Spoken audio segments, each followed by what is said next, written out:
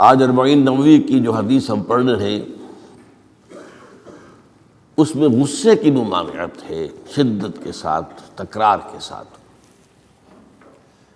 اس کے لیے تمہیداً میں نے سورہ آل عمران کی 2 آیات آپ کو سنائی ہیں۔ وہاں ارشاد ہوتا ہے وَسَارِعُوا إِلَىٰ مَغْفِرَةٍ مِّن رَبِّكُمْ، اے مسلمانوں دوڑ لگا دو اور آگے سے آگے نکلنے کی کوشش کرو۔ مسارعت کے معنی ہوں گے تیز دوڑنے میں ایک دوسرے کے ساتھ مقابلہ کرتے ہوئے آگے نکلنے کی کوشش۔ سارعوا الی مغفرۃ من ربکم، اپنے رب کی مغفرت کی طرف دوڑو اور دوڑ میں مقابلہ کرو، ایک دوسرے سے آگے نکلنے کی کوشش کرو۔ وجنت، اور اس جنت کی طرف دوڑ لگاؤ، عرضها السماوات والارض، جس کا پھیلاؤ آسمانوں اور زمین جتنا ہے۔ اعدت للمتقین، وہ تیار کی گئی ہے، سجائی گئی ہے، اسے پورے اہتمام کے ساتھ تیار کیا گیا ہے اہل تقویٰ کے لیے۔ ان اہل تقویٰ کے کچھ اوصاف کیا ہیں؟ الذین ينفقون فی السراء والضراء، وہ لوگ کہ جو خرچ کرتے ہیں، مراد ہے اللہ کی راہ میں، اور اللہ کی راہ میں خرچ کرنے کی 2 مدیں ہیں۔ اللہ کی رضا کے لیے اس کے بندوں میں سے جو محتاج ہوں، جن کو کوئی ضرورت لاحق ہو، ان کی مدد کرنا، یتیم ہوں، بیوائیں ہوں، مسکین ہوں، کوئی قرض تلے دب گئے ہوں، وہ سب کے سب اس میں آ جائیں گے۔ لہذا دوسری مد کیا ہے؟ وہ ہے اللہ کے دین کے لیے خرچ کرنا، دین کی تعلیم و تعلم کا کوئی نظام بنانا، پھر یہ کہ دین کو دوسروں تک پہنچانا، اس کے لیے سارے ذرائع جو بھی کسی زمانے میں ابلاغ کے موجود ہوں ان سب کو استعمال کرنا، اس کے لیے خرچ درکار ہے۔ بہرحال میں اس عرض کر رہا تھا کہ یہ 2 مدیں ہیں خرچ کرنے کی۔ الذین ينفقون فی السراء والضراء، مسرت کی حالت میں آدمی کے پاس کافی ہے، غنی ہے، تب خرچ کر رہا ہے تو ظاہر بات ہے اس حالت میں طبیعت پر اتنا بوجھ نہیں ہوتا خرچ کرنے میں، لیکن خود تنگی محسوس کر رہا ہو پھر خرچ کرے، یہ گویا کہ اس سے اگلا ایک قدم ہے، ضراء ہے، تکلیف کے اندر بھی ہو تو خرچ کرے۔ والکاظمین الغیظ، اور وہ لوگ جو اپنے غصے کو پی جانے والے ہوں۔ والعافین عن الناس، اور غصہ ظاہر بات ہے آتا ہے کسی شخص کی کسی غلطی پر، کسی خطا پر، یا وہ اس نے آپ کے ساتھ کوئی زیادتی کی ہے، تبھی تو غصہ آئے گا نا۔ لہذا غصے کو تو پی جاؤ اور لوگوں کو معاف کرو۔ والعافین عن الناس، یہ 2 کام در حقیقت ایک ہی کام کے 2 رخ ہیں، کہ غصہ آیا ہے تو اسے پی جاؤ، اور جس شخص نے بھی تم پر زیادتی کی ہے، تمہارے خیال میں زیادتی کی ہے، ہو سکتا ہے وہ اپنی جگہ پر صحیح ہو، لیکن یہ کہ بہرحال تمہیں غصہ آیا ہے، اس غصے کو پی جاؤ اور اسے معاف کر دو۔ واللہ یحب المحسنین، اور ظاہر بات ہے کہ اللہ تعالیٰ کو تو ایسے محسنین ہی پسند ہے۔ اب یہاں بھی نوٹ کر لیجئے وہی درجہ احسان جو ہم پڑھ چکے ہیں بڑی تفصیل سے، حدیث جبرائیل کے حوالے سے گفتگو شروع ہوئی تھی، بعد میں پھر بھی مختلف مواقع پر گفتگو آتی رہی ہے، اور اگلی حدیث میں پھر آ رہی ہے احسان کسے کہتے ہیں۔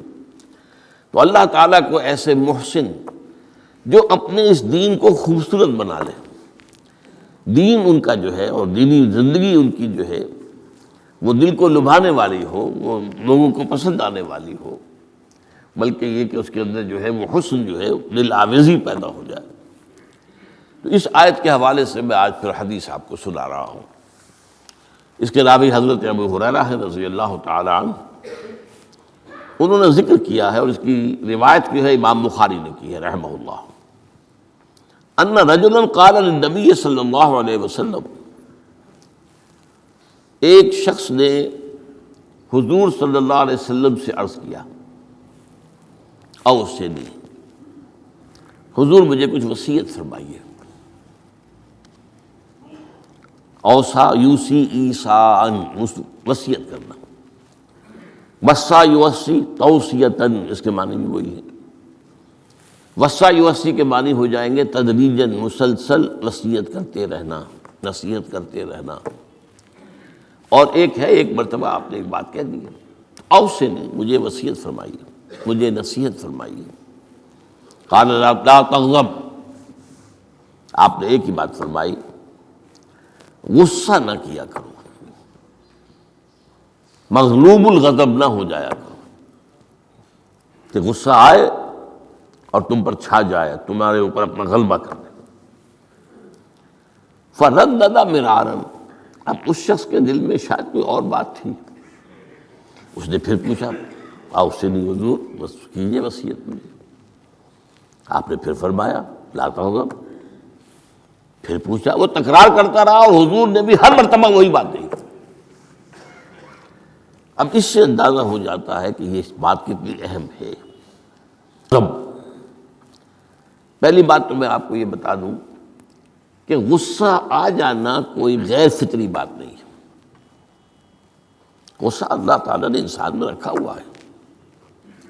البتہ غصے کے اعتبار سے حضرت حسن، غالباً حسن بصری رحمہ اللہ، ان کا ایک قول بڑا حکیمانہ ہے، بہت حکیمانہ ہے۔ وہ فرماتے ہیں کہ ایک انسان تو وہ ہوتا ہے جو پورا انسان ہوتا ہے، مکمل انسان ہوتا ہے، ایک ہوتا ہے نصف رجل، آدھا انسان، وہ انسانیت کے معیار پر پورا نہیں اترتا، ہاں نصف تک آ جاتا ہے۔ اور ایک انسان ہوتا ہے لیس برجل، وہ انسان ہوتا ہی نہیں، وہ حیوان ہوتا ہے۔ پورا انسان وہ ہے جسے غصہ دیر میں آئے اور جلدی رفع ہو جائے، اور آدھا انسان وہ ہے جسے غصہ جلدی آئے لیکن جلدی رفع بھی ہو جائے، یا دیر میں آئے تو دیر میں رفع ہو، یہ دونوں برابر ہو جائیں گے۔ جلدی غصہ آیا، جلدی ہی ختم بھی ہو گیا، دیر میں آیا، دیر لگا دی جانے میں بھی۔ اور جو شخص سرے سے انسانیت کا مستحق ہی نہیں کہ اسے انسان مانا جائے، غصہ جلدی آ جائے اور دیر میں جائے، تو وہ اصل میں پھر انسان نہیں ہے، وہ اخلاقی اعتبار سے پورا انسان کہلانے کا مستحق نہیں ہے۔ تو غضب کے اعتبار سے یہ تین درجے جو ہے وہ سامنے رہنے چاہیے۔ پھر مزاجوں کی بات بھی ہوتی ہے، اللہ تعالیٰ نے مختلف مزاج بنائے ہیں۔ بعض طبائع کے اندر جمال کا عنصر زیادہ ہوتا ہے، جمالی شخصیت، خوبصورت شخصیت طبعا۔ بعض جلالی مزاج کے لوگ ہوتے ہیں، ہمارے بزرگوں میں بھی ہوتا ہے، دیندار لوگوں میں بھی ہوتا ہے، یہاں تک کہ نبیوں میں بھی ہے۔ حضرت موسیٰ علیہ السلام جلالی طبیعت کے آدمی تھے، آپ کو معلوم ہے ان کے واقعات کو ہمارے سامنے ہیں جو قرآن میں موجود ہیں، کہ ایک قبطی کا اور ایک اسرائیلی کا جھگڑا ہو رہا تھا، اس اسرائیلی نے مدد مانگی تو حضرت موسیٰ نے ایک مکہ لگایا ہے اس قبطی کو اور اس کی جان نکال دی۔ تو ان کے غضب کا، ان کی جلالی طبیعت کا یہ عالم ہے۔ اور اس کا سب سے بڑا نقشہ جو قرآن مجید میں آتا ہے کہ جب اللہ تعالیٰ نے جب ہجرت ہو گئی اور مصر سے حضرت موسیٰ علیہ السلام اپنی قوم کو لے کر، بنی اسرائیل کو لے کر نکل آئے، دریا یا سمندر بھی اللہ نے پار کرا دیا، سمندر کو یا دریا کو پھاڑ کر، اس کے بعد وہ مرحلہ آیا کہ انہیں اب شریعت دی جائے، اس لیے کہ اصل میں ہجرت کے بعد پھر شریعت آتی ہے۔ ہجرت سے پہلے کا وقت جو ہے وہ تو ایک کشاکش کے اندر گزرتا ہے، جیسے کہ 12 برس حضور کے مکے میں ہے، ایک کشاکش ہے جسے ہم عام طور پر کشمکش کہہ دیتے ہیں، ایک سٹرگل ہے، اس میں مصیبتیں ہیں، تکلیفیں ہیں، ماریں کھائی جا رہی ہیں وغیرہ وغیرہ۔ تو ابھی کسی تفصیلی شریعت کے لیے جانے کا موقع نہیں تھا۔ نماز بھی جا کر 5 وقتہ جو ہے وہ سن 1190 میں فرض ہوئی ہے، یعنی آپ سمجھئے کہ ہجرت سے 1-1.5 سال پہلے۔ اس کے علاوہ زکوٰۃ کا کوئی نظام ابھی باقاعدہ کہ یہ اتنے میں سے اتنا کوئی نہیں۔ ہاں عام طور پر لفظ زکوٰۃ استعمال ہوا ہے، اپنے مال کو پاک کرو، پاک کرتے رہا کرو، مال میں سے صدقہ خیرات نکالتے رہا کرو، اس سے وہ مال پاک ہو جاتا ہے۔ تو اسی طریقے سے جو ہجرت آئی حضور پر، جو ہجرت کے بعد شریعت نازل ہوئی مدینہ منورہ میں، اور دورہ ترجمہ قرآن میں یہ بات واضح میں کر دیا کرتا ہوں کہ اس شریعت کا بلو پرنٹ جو ہے، یہ لفظ آپ میں سے بہت سے حضرات جانتے ہوں گے، کوئی عمارت بنانی ہو تو اس کا جو نقشہ بنتا ہے پہلا وہ ایک نیلے کاغذ پر بنتا ہے، بلو پرنٹ۔ تو بلو پرنٹ جو ہے اس شریعت محمدی علی صاحب الصلاۃ والسلام کا، وہ سورہ بقرہ میں تیار ہو گیا۔ پھر اس میں جو تفاصیل کے اور پورے جو خد و خال آئے ہیں، وہ پھر سورہ نساء اور سورہ مائدہ اس کی تکمیل کی صورت۔ بہرحال جب حضرت موسیٰ کو اب اللہ تعالیٰ نے طلب کیا 40 دن کے لیے کوہ طور پر، اس کو ہم چلا بھی کہہ سکتے ہیں، 40 روز کی اللہ تعالیٰ نے ان سے ریاضت کروائی، مشقت، روزہ، اور یہ کہ عبادت اور ذکر الہی۔ اس کے بعد انہیں اللہ نے تورات عطا فرما دی۔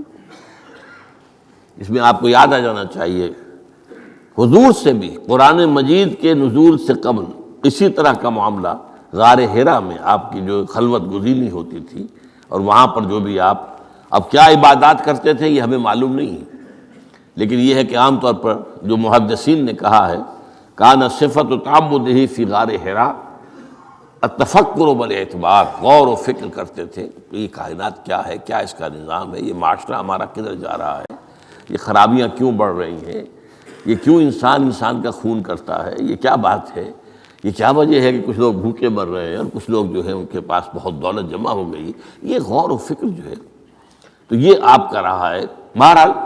لیکن یہ کہ تخلیہ اور غار میں آپ کا قیام یہ اپنی جگہ پر ثابت ہے۔ تو اسی طریقے سے وہاں 40 دن کا معاملہ ہوا حضرت موسیٰ علیہ السلام کے ساتھ۔ اس کے بعد الواح دے دی گئیں، جو پتھر کی تختیاں تھیں، ان کے اوپر جو احکام عشرہ ہیں، دی 10 کمانڈمنٹس، جو بنیاد ہیں۔ جیسے میں نے کہا کہ سورہ بقرہ جو ہے شریعت محمدی کی اساس ہے، تو شریعت موسوی کی اساس وہ 10 کمانڈمنٹس ہیں، جو کہ پتھر کے سلوں پر لکھی ہوئی دی گئی ہیں حضرت موسیٰ علیہ السلام کو کوہ طور پر۔ اب پیچھے کیا ہوا؟ حضرت موسیٰ کی اس غیر حاضری میں سامری کو موقع مل گیا، اس نے گمراہ کرنے کے لیے ایک شعبدہ دکھایا، اور وہ شعبدہ کیا تھا؟ آل فرعون کے جو زیور وغیرہ ہوتے تھے ان لوگوں کے، وہ ان بنی اسرائیل کے لوگوں کے پاس امانت رکھا کرتے تھے، یعنی انہیں بھی اندازہ یہ تھا یہ اسرائیلی جو ہیں یہ بددیانت نہیں ہے، یہ جو ہے اس کے اندر جو ہے وہ نہیں کریں گے کوئی خیانت، خائن نہیں۔ بہرحال چونکہ حضرت ابراہیم کی اولاد تھے، حضرت یعقوب کی اولاد تھے، تو چاہے اور ان میں خرابیاں آ گئی ہوں گی، لیکن یہ کہ یہ اندازہ انہیں تھا کہ یہ امین لوگ ہوتے ہیں، تو ان کے پاس امانت رکھی ہوئی تھی۔ جب وہ نکلے وہاں سے وہ ساری چیزیں بھی ساتھ لے کر آ گئے۔ اس کو کہا اس نے سامری نے کہ یہ پھینک دو، یہ تو نجس ہے، تمہارے لیے جائز نہیں۔ اس حد تک تو بات ٹھیک ہوئی۔ پھر ان کو پگھلا کر اور ایک بچڑے کی شکل بنا لی، اور اس کے اندر ایسا کچھ میکینزم رکھا کہ اس میں سے ہوا گزرتی تھی، اندر سے کھوکھلا تھا، تو آواز ایسی آتی تھی جیسے کہ بچڑا ڈکرا رہا ہو۔ انہوں نے کہا یہ ہے تمہارا خدا۔ یہ موسیٰ کو تو مغالطہ لگا ہے، کس غلطی فہمی کے اندر وہ پڑ گئے ہیں، کہاں گئے ہیں، کس خدا کے پاس گئے ہیں، یہ خدا تو یہ ہے تمہارا خدا، اسے پوجو۔ بہرحال وہاں کچھ لوگ جو ہے کافی بڑی تعداد میں لوگوں نے پرستی شروع کر دی۔ اب جب اللہ نے بتایا اے موسیٰ تمہاری قوم پیچھے فتنے میں پڑ چکی ہے، اور اس کی بھی ایک عجیب بات ہے، اس بتائی دوں آپ کو کہ حضرت موسیٰ کے لیے جو اللہ نے وقت معین کیا تھا کوہ طور پر آنے کا، آپ اس وقت مقرر سے پہلے پہنچ گئے۔ شوق، اللہ نے ایکسپلینیشن کال کی، یہ سورہ طٰہٰ میں موجود ہے۔ ما اعجلک عن قومک یا موسیٰ، موسیٰ یہ تم اپنی قوم کو چھوڑ کر جلدی کیوں آ گئے؟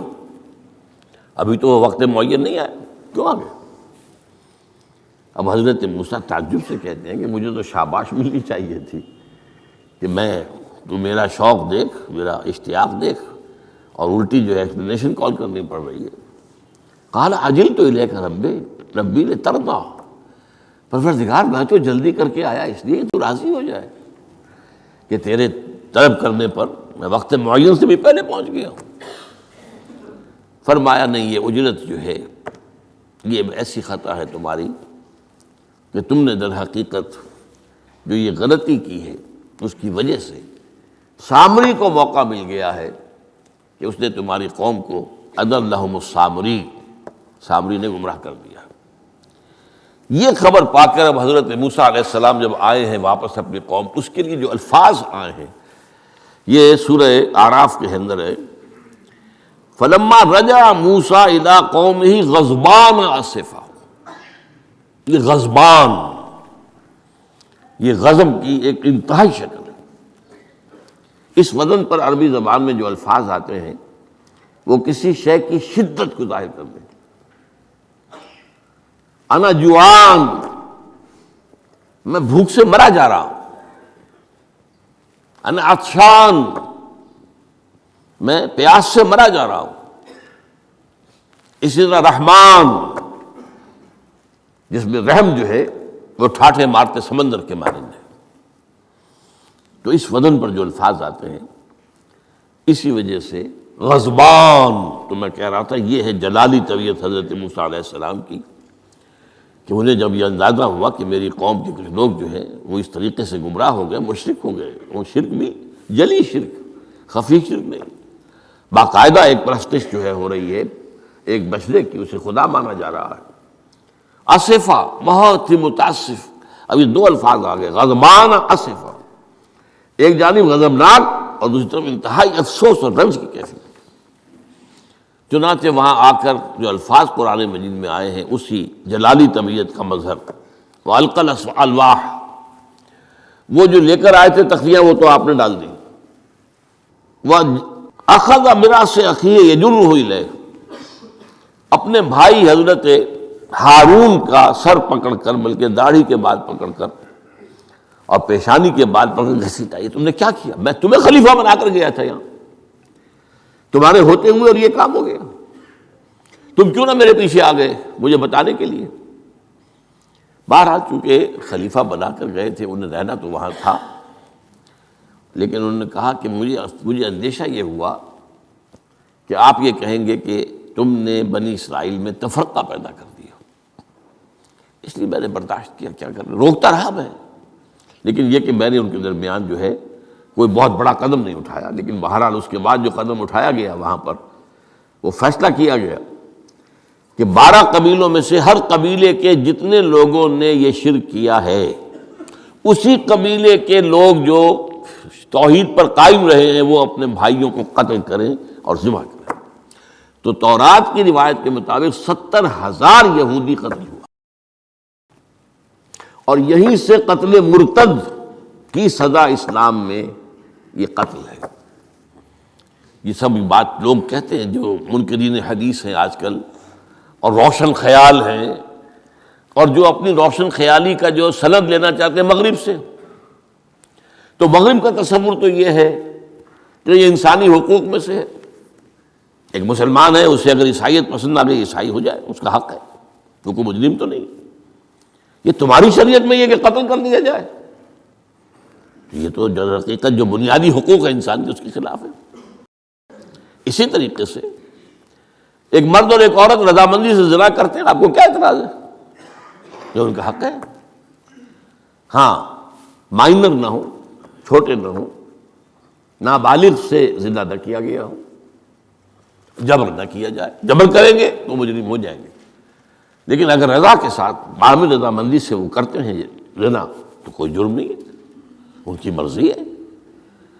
تو یہ سارا تصور جو ہے حقوق انسانی کا جس طرح کا ایک مبالغہ آمیز تصور دنیا میں ہو گیا ہے، اس کی روح سے ہمارے ہاں بھی جو لوگ ہیں جو انہی کو ماڈل بنا رہے ہیں اب، تو وہ کہتے ہیں کہ جناب قرآن میں کہاں ہے مرتد کی سزا، اس طرح قرآن میں کہاں رجم کی سزا؟ تو یہ جان لیجئے کہ یہ دونوں سزائیں حضور نے اپنی سنت کے ذریعے سے نافذ کی ہیں، لیکن اخذ کی ہیں تورات سے۔ ظاہر بات ہے کہ حضور سے پہلے جو شریعت موسوی تھی وہ لاگو تھی. یہودیوں کے لیے شریعت موسوی تھی، آج تک بھی ہے. عیسائیوں کے لیے بھی حضرت مسیح یہی کہہ کر گئے تھے کہ یہ نہ سمجھنا کہ شریعت موسوی کو ختم کرنے آیا ہوں میں. Law of Moses, don't think I have come to destroy law. This law of Moses will be applicable to you. وہ تو سینٹ پال نے ختم کیا ہے. اور آج کی عیسائیت جو ہے یہ عجیب مذہب ہے جس میں کوئی قانون ہے ہی نہیں.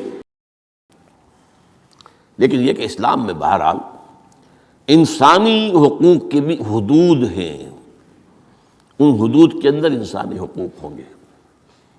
ہاں اگر آپ مسلمان ہیں اور آپ کو کوئی اور پسند آ گیا، آپ مسلمان ملک کو چھوڑ دیجیے، دارالاسلام کو چھوڑ دیجیے، بات چلے جائے گی.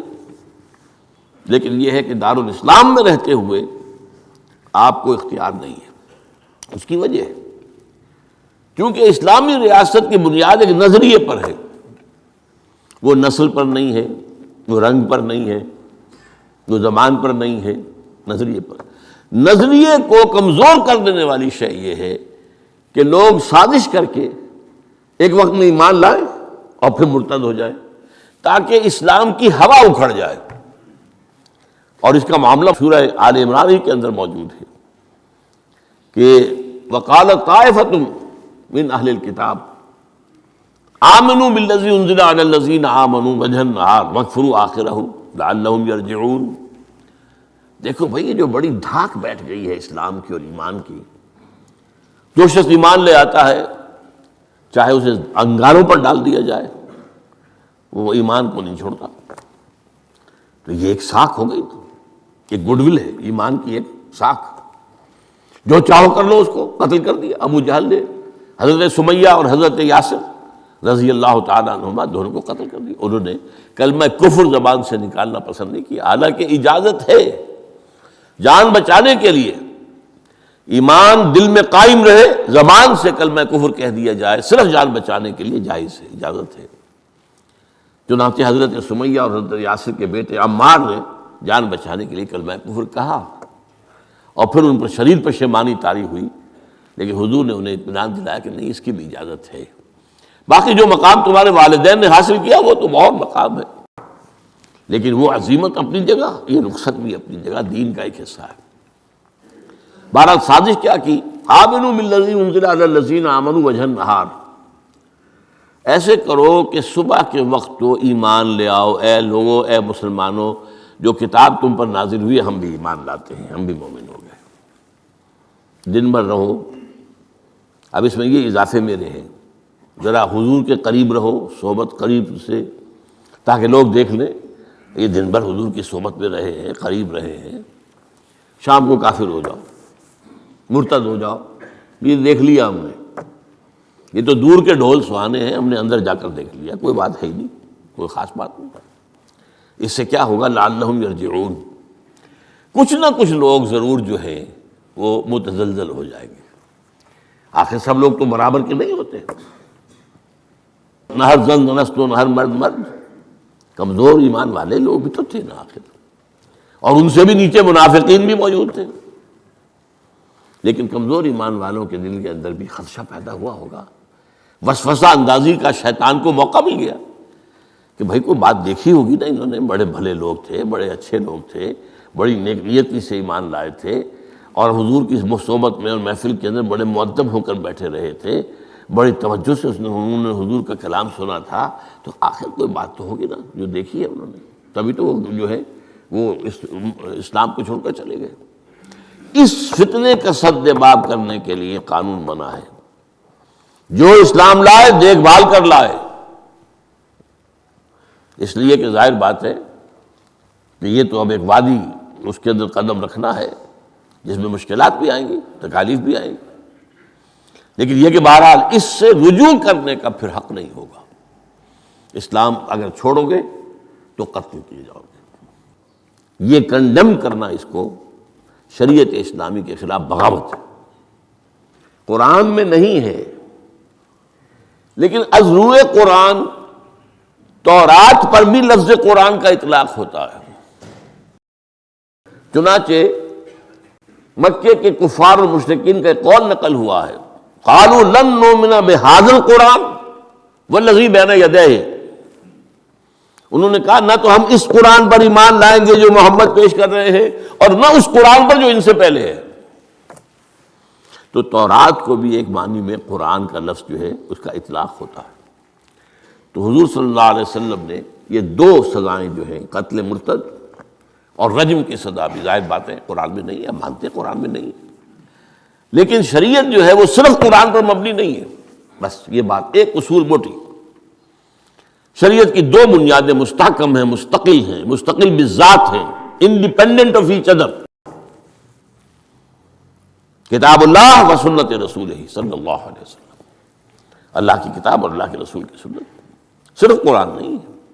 یہ اہل قرآن جو بھی کہلاتے ہوں، جن کو منکرین حدیث کہنا چاہیے، جو یہ قرآن مجید کو ہی سمجھتے ہیں کہ بس یہی بہت کافی ہے، اس کی پھر تعبیریں جو کرتے ہیں، ان میں سے دو آدمی بھی نماز پر متفق نہیں۔ نماز کتنی ہوں گی، نماز ہے بھی کہ نہیں، صلاۃ کے معنی نماز ہے بھی کہ نہیں، متفق نہیں، کیسے ہوں گے؟ تو سنت رسول سے معین ہوا ہے، صلو کما رأیتمونی اصلی، نماز پڑھو جیسے مجھے دیکھتے ہو میں نماز پڑھتا ہوں، سارا معاملہ تو اس سے ہے۔ تو بہرحال اس اعتبار سے یہ جو میں نے آپ کو حضرت موسیٰ علیہ السلام کا معاملہ بتایا، تو اس میں ایک بات قائم کرنا چاہتا ہوں آپ کے ذہن میں کہ غضب کب آتا ہے انسان کو، غصہ کب آتا ہے؟ کسی نہ کسی حمیت پر زد پڑتی ہے تو غصہ آتا ہے، یا تو حمیت ذات ہے، آپ نے محسوس کیا میری ذات کے اوپر جو ہے حملہ کیا گیا ہے، میری شہرت پر، میری عزت پر، لہذا غصہ ہے، یا یہ کہ میرے خاندان پر کوئی حرف لایا گیا ہے، بے حرمتی کی گئی ہے، یا میری قوم اور وطن پر، اور یا اللہ کے دین پر، تو اس میں حمیت دینی پر غصہ آنا یہ ظاہر بات ہے کہ مستثنیٰ ہو جائے گا ان غصوں سے جو حمیت ذاتی پر آیا ہے، یا حمیت عائلی پر آیا ہے، یا حمیت قومی و وطنی پر آیا ہے۔ لیکن یہ کہ اللہ کے دین کے معاملے میں غضبناک ہو جانا، اس میں ظاہر بات ہے کہ فرق پڑ جائے گا بنیادی طور پر۔ تو حضرت موسیٰ کا غصہ جو آیا ہے وہ اس پر آیا ہے کہ میری قوم، یہ وہ لوگ جنہوں نے 9 جو ہے معجزے وہ تو مصر کے اندر رہتے ہوئے دیکھے، وَلَقَدْ آتَيْنَا مُوسَىٰ 9 آیات بینات، سورہ بنی اسرائیل میں ہے، 9 معجزے، شروع میں 2 تھے پھر آتے چلے گئے، اور پھر اتنے بڑے بڑے معجزے دیکھے، سب سے بڑا معجزہ سمندر کا پھٹ جانا، اور اسی صحرائے سینا کے اندر اس پڑاؤ جو ڈالا ہے کوہ طور پر، اس سے پہلے من و سلویٰ کا نزول ہوا ہوگا، ایک چٹان سے 12 جو ہے چشمے بھی پھوٹے ہیں، یہ سب کچھ دیکھا، تب حال یہ ہے اس کا۔ تو اس پر غصے کا آنا، غضبناک ہو جانا، یہ گویا کہ بالکل معقول ہے، قرین قیاس ہے۔ اس میں بھی ایک اور مثال ہے اللہ کے رسولوں میں سے، انہیں بھی حمیت دینی پر غضبناک ہوئے اور انہیں غصہ آیا شدید، وہ حضرت یونس علیہ السلام تھے۔ وَظَنُّونَ إِذْ ذَهَبَ مُغَاضِبًا وَظَنَّ أَن لَّن نَّقْدِرَ عَلَيْهِ، نینوا ایک شہر ہوتا تھا عراق کے شمال کے اندر، وہاں یہ بھیجے گئے تھے رسول بنا کر، انہوں نے دعوت دی، جو بھی تلقین، نصیحت، تبلیغ، حق ادا کر دیا، قوم ایمان نہیں لائی، کفر پر اڑی رہی۔ اس کے بعد یہ غضبناک ہو کر، اب یہ غضب جو ہے یہ دین کا غضب ہے، اپنی قوم کو چھوڑ کر چل دیے، لیکن یہاں ایک خطا ہو گئی ان سے۔ حضرت موسیٰ سے خطا کیا ہوئی تھی کہ وقت معین سے پہلے پہنچ گئے، فَإِنَّا قَدْ فَتَنَّا قَوْمَكَ مِن بَعْدِكَ، اس کی سزا مل گئی۔ یہاں غلطی کیا ہوئی کہ رسول جو قوم کی طرف بھیج دیا جائے، جس قوم کی طرف یا جس شہر کی طرف یا جس علاقے کی طرف، جب تک ایکسپریس پرمیشن اللہ کی نہ آ جائے، رسول جگہ چھوڑ کر نہیں جا سکتا۔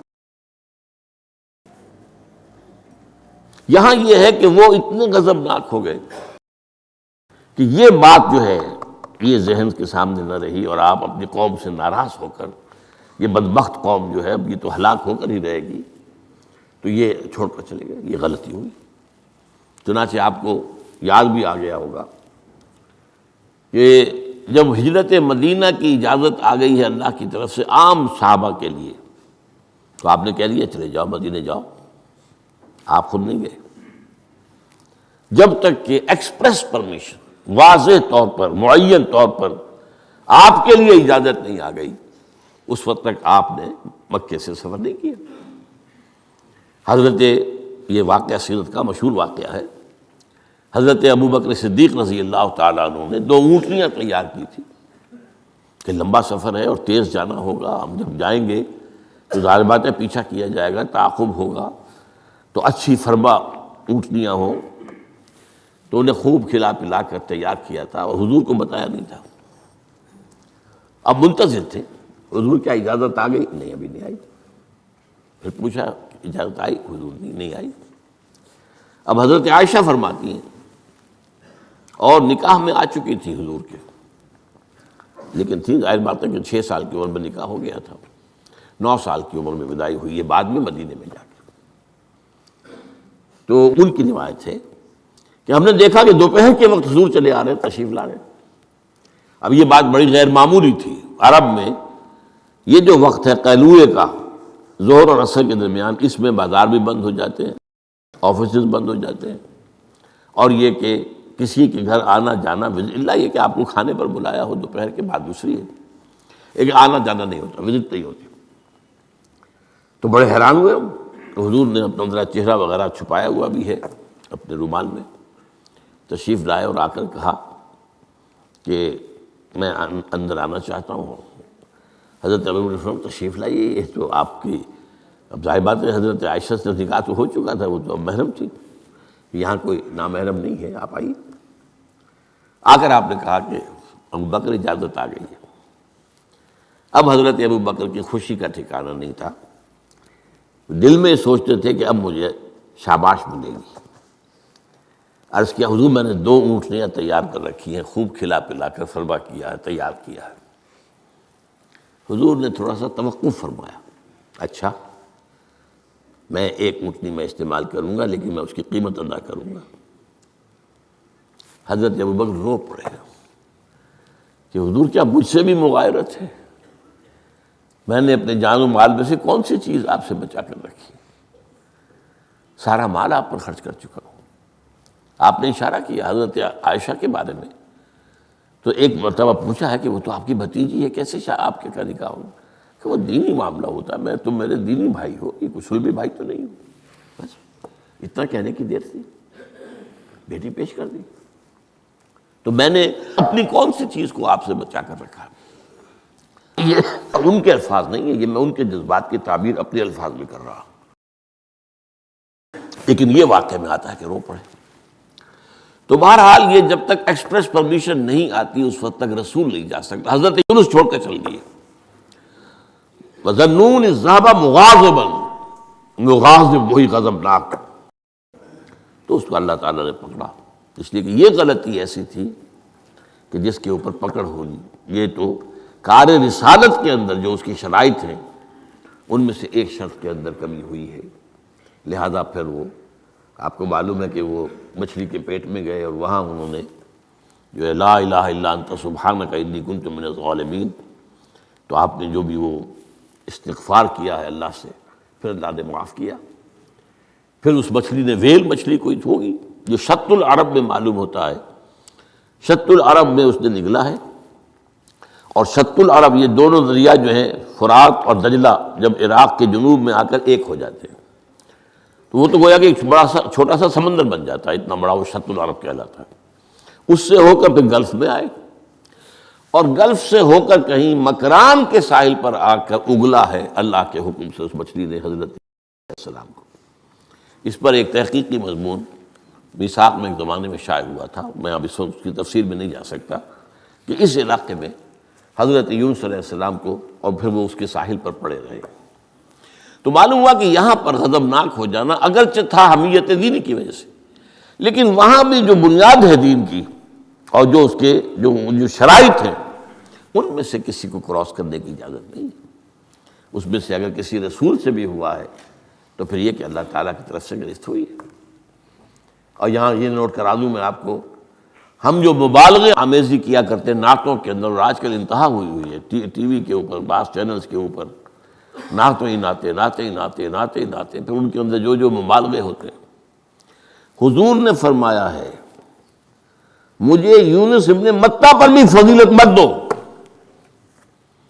اب یونس ابن متہ وہ ہیں واحد رسول جن سے کچھ خطا ہوئی ہے اور جس پر سزا ہوئی ہے. باقی اور رسولوں میں سے کسی کے ساتھ ایسی بات ثابت نہیں. خطا ہوئی ہے حضرت موسیٰ سے بھی، ما عجلک عن قومک یا موسیٰ، لیکن خطا جو ہے اس کی کوئی سزا حضرت موسیٰ کو نہیں ملی. واحد رسول ہیں حضرت یونس علیہ الصلوۃ والسلام، الا قوم یونس. اور اس کا جو فائدہ پہنچا ہے، یہ جو آج کی جدید اکاؤنٹنگ ہے، debit and credit, Hare debit کے اگینسٹ کوئی انٹری برابر کی جو ہے کریڈٹ کی ہوگی، ہر کریڈٹ کے اگینسٹ ڈیبٹ کی ہوگی.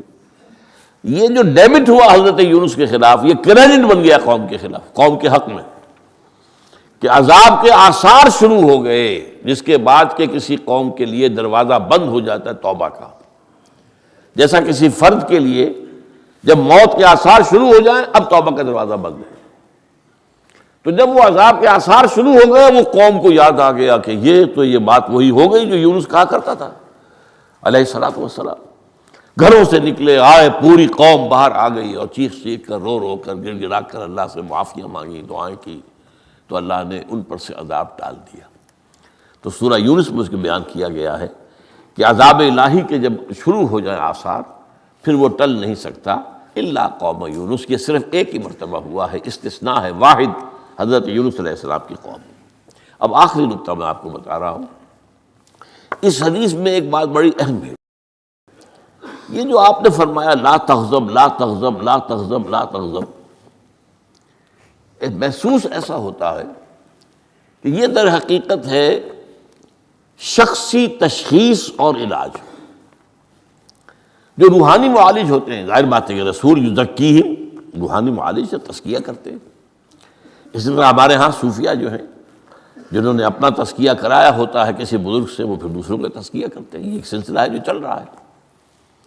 تو اس میں یہ ہے کہ اس تزکیے کے اندر پی پی کال، مطلب یہ نہیں کہ ایک ہی بات سب کو بتائی جا رہی ہے. ایسے بھی اذکار اور اوراد ہیں جو حضور نے سب کو بتائے.